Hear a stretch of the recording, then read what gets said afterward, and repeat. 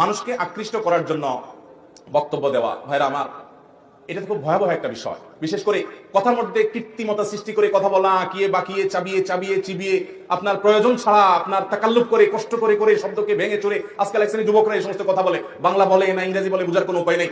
এখন আমরা যদি কেউ এরকম কোনো কথা বলি, এটা অবশ্যই অনুচিত। নবী করিম সাল্লাল্লাহু আলাইহি ওয়াসাল্লাম সহিহ মুসলিম বর্ণিত হাদিসে বলেছেন, হালাকাল মুতানাত্তিউন, যারা কথা বলার সময় এরকম কৃত্রিমতা সৃষ্টি করে কথা বলে, এরা ধ্বংস হয়েছে, এদের ধ্বংস অনিবার্য।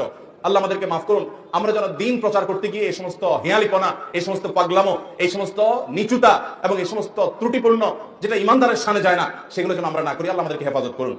ওয়াজ মাহফিল গুলো আলহামদুলিল্লাহ, এগুলো থেকে হাজারো লাখ মানুষের হেদায়েতের মাধ্যম যেমন হচ্ছে, মানুষ যেরকম হেদায়েত পাচ্ছে, উপকার যেমন পাচ্ছে, এর বিপরীতে কিছু কিছু সংখ্যায় কম হোক, কিছু কিছু মানুষ ওয়াজ মাহফিলে এমন কিছু কাজ করছে যে কাজগুলো আসলে একজন তালিবুল ইলম হিসেবে আমাদের নিজেদেরও বিব্রতকর, অস্বস্তিকর, লজ্জার কারণ হয়। আল্লাহ আমাদের ভাইদেরকে হেদায়েত দান করুন, তাদের